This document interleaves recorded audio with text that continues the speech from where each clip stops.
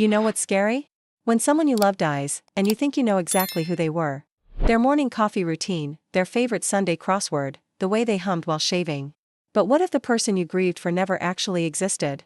What if 18 years of marriage was just an elaborate performance? And what if discovering the truth didn't just break your heart, it made you powerful in ways you never imagined? Stay with me, because what happened next shocked even her own family. My name is Margaret Chen, and for 18 years, I thought I had the kind of marriage that made other women envious. David was steady, successful, the kind of man who made our small Connecticut town feel safer just by living in it. He coached Little League on weekends, never missed a PTA meeting, and still brought me daisies every Tuesday, not because it was special, just because it was Tuesday. Every morning, David would wake up at 5:30 a.m. sharp. I'd hear the shower running, then the coffee maker gurgling to life. By 6:15, he'd be sitting at our kitchen table in his crisp white shirt and navy tie, reading the Hartford Courant while I made his eggs exactly the way he liked them, over easy, with wheat toast cut diagonally. He'd kiss my cheek at 6:45, grab his briefcase, and head to his job as a county safety inspector. Our routine was clockwork. Comfortable. Predictable.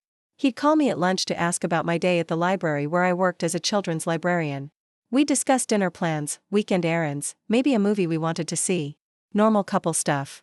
The kind of conversations that fill 18 years of marriage without anyone thinking twice about what might be hiding underneath. We'd built what everyone called the perfect life. White picket fence, 2-car garage, a golden retriever named Buster who greeted David at the door every night at exactly 6:15 p.m. Our neighbors, the Hendersons, used to joke that they could set their clocks by David's arrival home. Rain or shine. Monday through Friday, 6:15 p.m. on the dot. But here's the thing about perfect lives, they're usually hiding something broken underneath. And I was about to find out just how broken ours really was. David died on a Monday morning in March. I remember because it was the first warm day of spring, and I'd been planning to ask him to help me plant tulips in the front garden that weekend. He was upstairs brushing his teeth when I heard the crash. Not a small crash, the kind of sound that makes your heart stop before your brain even processes what it might mean. I found him collapsed in our bathroom, still holding his toothbrush, toothpaste foam still on his lips. His eyes were open but empty, staring at nothing. I called 911, but deep down I knew it was too late. The paramedics worked on him for 45 minutes in our bedroom, but David was already gone. Massive stroke, they said. Quick and painless. But there's nothing painless about suddenly being alone in a house that feels too big, too quiet, too full of memories that might not even be real. The days that followed were a blur of funeral arrangements and casseroles. Our small town rallied around me the way small towns do. Mrs. Patterson from next door brought homemade soup every day for a week. The church ladies organized a meal train. David's co-workers from the county office took up a collection to help with expenses, though I kept telling them it wasn't necessary. The funeral was exactly what you'd expect for a man like David. Standing room only at St. Mary's, his softball team carrying the casket, the mayor giving a speech about community service and dedication. I sat in the front row wearing my black dress, the one I'd bought for my father's funeral 5 years earlier and hoped I'd never have to wear again, accepting condolences from people who kept saying the same thing: he was such a good man. You were so lucky to have him. Father Martinez spoke about David's commitment to public safety, his volunteer work with the Youth Baseball League, his 15 years of perfect attendance at work. The kind of eulogy that makes a person sound like a saint. And sitting there, listening to all these tributes, I felt grateful that David had been so respected, so loved by our community. But during the service, something strange happened. A woman I'd never seen before approached me during the receiving line. She was maybe mid-40s, professional-looking, with kind eyes and an expensive handbag. She didn't look like she belonged with the rest of the crowd, too polished, too urban for our small-town gathering. She touched my arm gently and said, "I'm so sorry for your loss. David spoke of you often." Her voice was soft, careful. "He was very proud of you." I thanked her, confused about how she knew David well enough to know personal details about our relationship. Then she handed me a business card. "If you ever need anything, please call me. My name is Patricia Valdez." I took the card, studying it quickly. Patricia Valdez, Senior Investment Advisor, Coastal Financial Services. David had never mentioned her, and I was certain we'd never used Coastal Financial for anything. We'd been with Johnson & Associates for all our financial planning. Since we got married, had for years. Harold Johnson had handled our mortgage, our retirement accounts, even helped us set up our wills, but grief makes you collect strange details without questioning them, so I tucked the card in my purse and forgot about it as the next person in line offered their condolences. That first week after the funeral was a fog of well-meaning visitors and endless paperwork. My sister Elena moved in temporarily from Boston, handling phone calls and organizing the endless stream of people who wanted to help. Elena's always been the practical one, 2 years younger than me, but somehow always more prepared for life's curveballs. She works as a nurse, so she's used to taking charge during crises. "You need to go through his papers," she said one evening, setting a cup of chamomile tea in front of me. "Bank statements, insurance policies, the will. These things can't wait forever, Maggie." I nodded, but the thought of opening David's desk drawers felt like trespassing. Like I was violating some sacred boundary between the living and the dead. His home office was his space, always had been. I'd dust it and vacuum it, but I never touched his papers or moved things around. That was David's domain. "I know it's hard," Elena continued, "but you need to know what you're dealing with financially. Bills need to be paid, accounts need to be transferred. This is just part of the process." She was right, of course. But something about the finality of it made David's death feel more real than the funeral had. Going through his papers meant accepting that he was really gone, that I was really alone, that life as I'd known it was over. It wasn't until Elena left to go back to her family in Boston that I finally forced myself to enter David's home office. It was a small room at the back of the house, with a single window overlooking our backyard. David had painted it a calm blue and filled it with bookshelves, mostly technical manuals and reference books related to his work as a safety inspector. The room was exactly as he'd left it, neat, organized, with everything in its designated place. His coffee mug still sat on the desk, a thin film of mold growing on the bottom. His reading glasses were folded neatly next to his computer keyboard. A stack of inspection reports waited to be filed, never to be completed now. His computer was password protected, but I knew it would be. Buster 2019, the year we got our dog. David wasn't creative with passwords. He used the same one for everything, much to my constant nagging about internet security. The first few hours were routine and oddly comforting. Bank statements that matched what I expected, showing our joint checking account, our modest savings, the automatic deposits from David's county paycheck.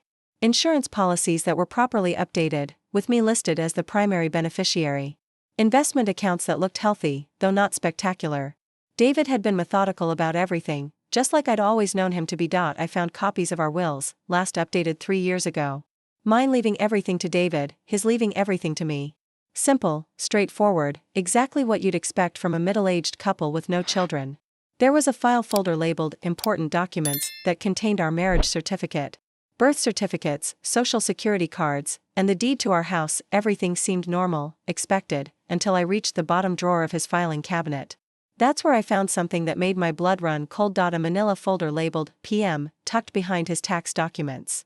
The folder was thick, bulky, like it had been stuffed with papers for years. Inside were bank statements for accounts I'd never seen before. Accounts with significant balances.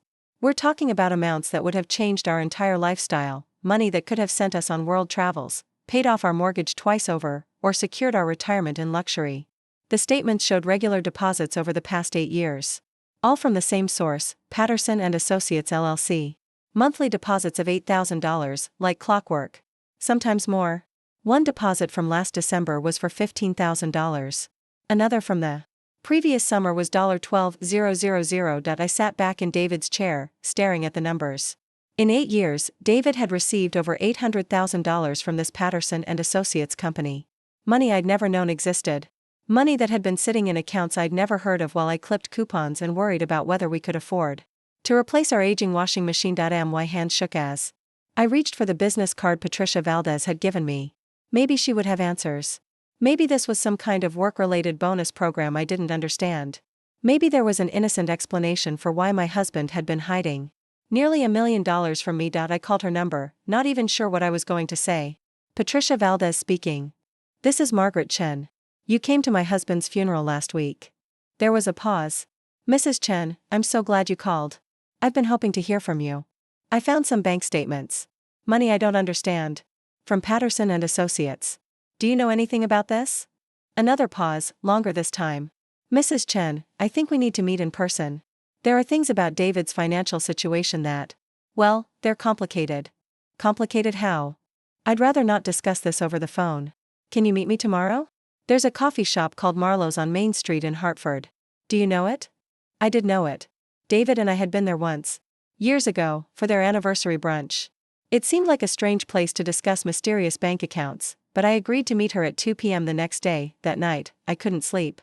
I kept thinking about those numbers, about the monthly deposits, about the fact that David had been receiving this money for 8 years without ever mentioning it. We'd talked about money regularly, about saving for retirement, about budgeting for home repairs, about whether we could afford a vacation. How do you hide $800,000 in conversations like that? I got up and went back to David's office, looking through the folder more carefully. The account statements went back to 2016, starting with a deposit of $10,000 in January. Then $8,000 every month after that, with occasional larger amounts. The most recent statement was from February, just weeks before David died, but there was something else in the folder.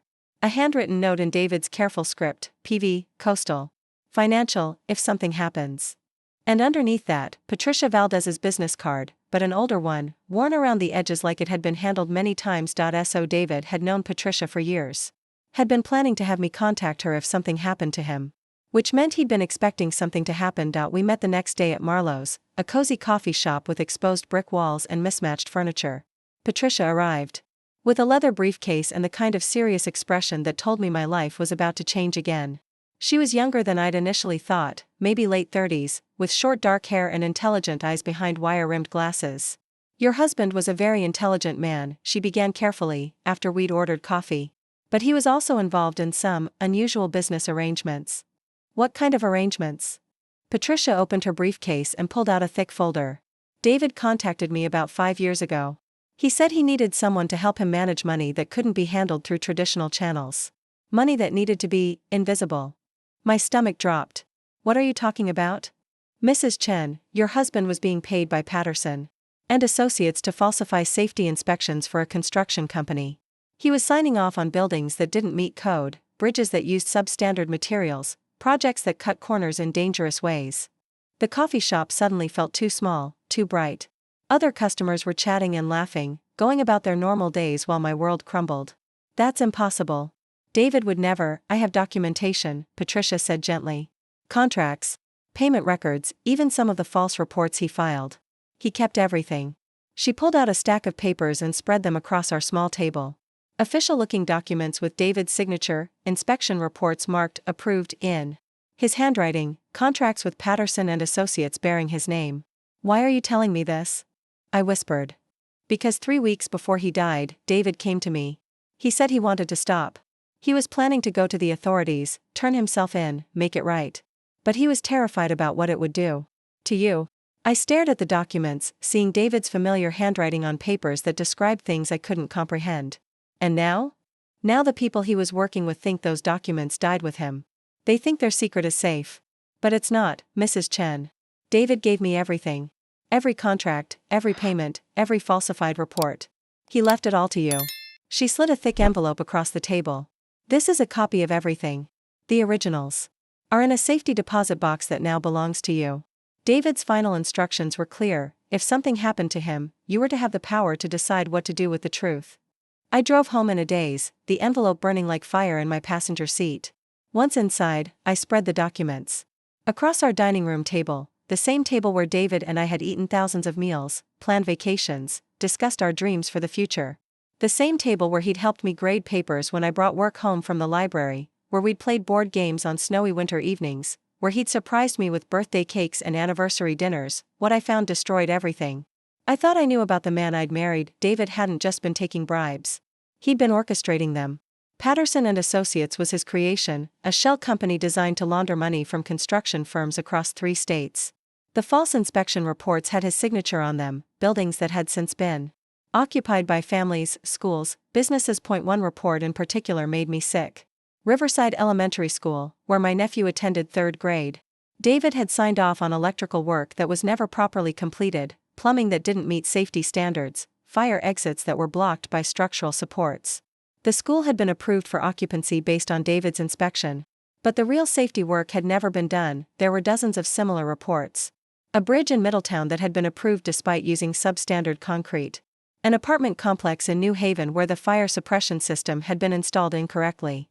A shopping mall in Bridgeport where the emergency exits didn't meet code requirements. All of these places were occupied, in use, full of people who had no idea they were in danger because my husband had been paid to lie about their safety. But the worst part wasn't what he'd done. It was what he'd planned to do with the money. Hidden in the back of the folder was a real estate contract. David had been planning to buy a house in Costa Rica. A beautiful beachfront property with his name on the deed. Just his name.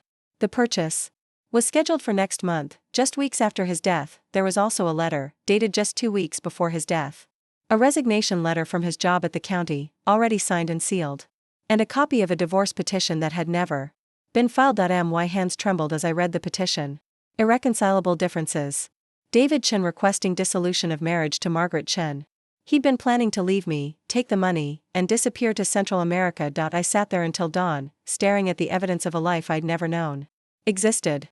The man who'd brought me daisies every Tuesday, who'd coached Little League and attended PTA meetings, who'd kissed my cheek every morning for 18 years, had been planning to abandon me and disappear with money earned by endangering innocent people. But David was dead, and I was alive. And I was the one holding all the cards now. The next morning, I called Patricia Valdez again. I need to know who's behind Patterson and Associates, I said. I need names. Mrs. Chen, are you sure about this?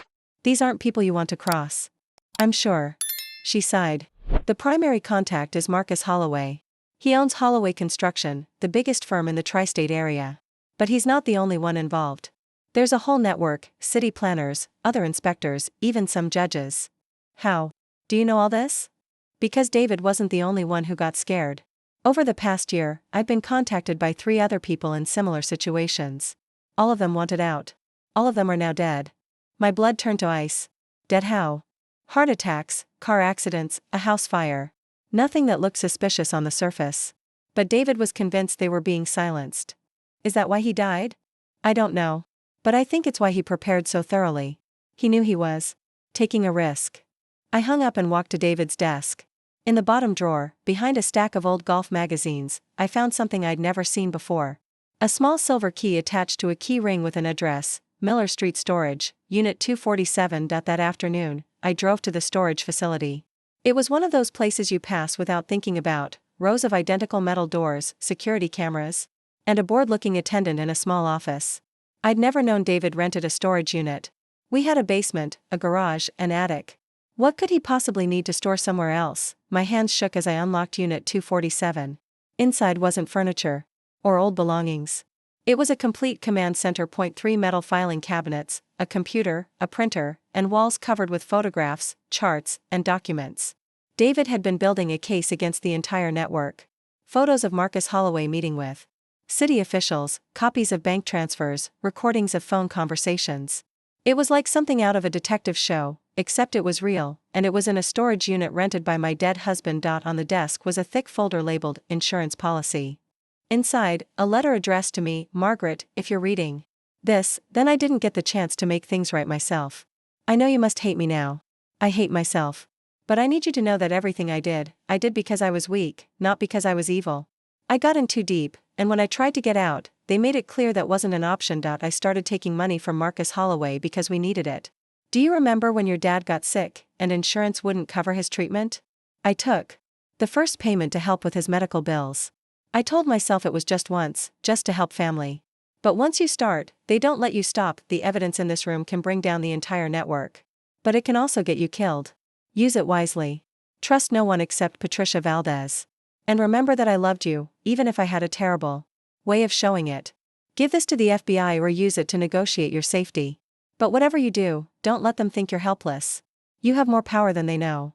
I stood there for a long time, looking at the walls covered with evidence of corruption that had been hiding in plain sight for years. David had been many things, a liar, a coward, a man who'd lost his way. But he'd also been trying to protect me in the only way he knew how. That night, I made a decision that would change everything. I wasn't going to run to the authorities. I wasn't going to hide. I was going to finish what David had started, but I was going to do it my way. I called Patricia Valdez one more time. I want to meet with Marcus Holloway, I said. Mrs. Chen, that's extremely dangerous. Maybe. But I'm tired of being afraid. David spent years being afraid, and look where it got him. I'm not going to live that way. What do you want me to do? Set up a meeting. Tell him I have something he wants. Tell him I'm ready to negotiate. The meeting was set for the following Friday at Holloway Construction's main office. A glass building in downtown Hartford that looked respectable, legitimate. The kind of place where million-dollar contracts were signed and groundbreaking ceremonies were planned. I spent the days leading up to the meeting preparing.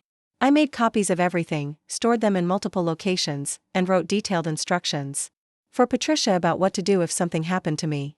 I also did something David had never done. I researched Marcus Holloway thoroughly. He was 54 years old, married with 2 teenage daughters. He lived in a mansion in West Hartford, drove a Mercedes, and served on the boards of several charitable organizations. In newspaper photos, he looked like the kind of man who belonged in boardrooms and country clubs. Respectable, successful, dangerous, Marcus Holloway was exactly what I expected when I met him. Mid-50s, expensive suit, silver hair, the kind of handshake that was meant to intimidate. He led me to a conference room with floor-to-ceiling windows overlooking the Hartford skyline and offered me coffee. I declined. "Mrs. Chen, I'm sorry for your loss. David was a valued colleague." Colleague? I placed my purse on the table and looked him straight in the eye. "Is that what you call someone you're bribing?" His smile didn't waver. "I'm not sure what you mean." "I think you know exactly what I mean." I pulled out a folder and spread several documents across the table. Patterson and Associates.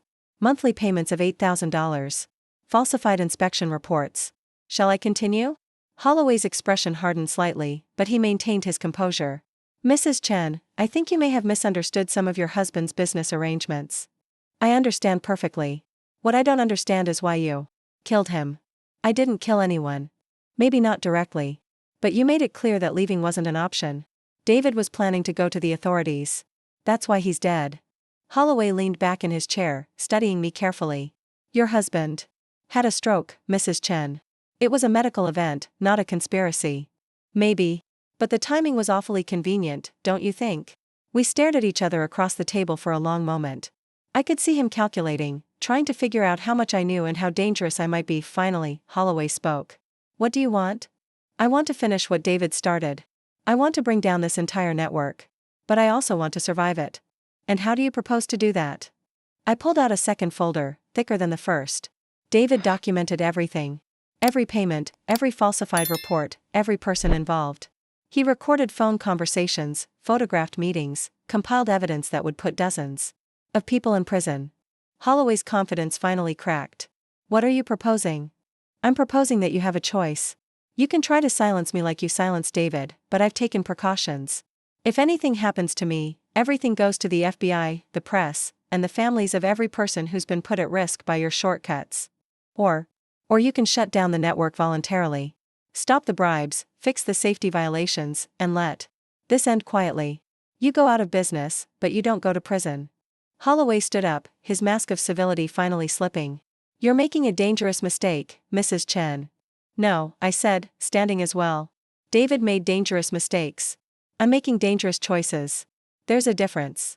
I left him with copies of the most damaging documents and a phone number where he could reach me. Then I went home and waited. The call came that evening. Not from Holloway, but from a man who identified himself as Detective James Morrison with the Connecticut State Police.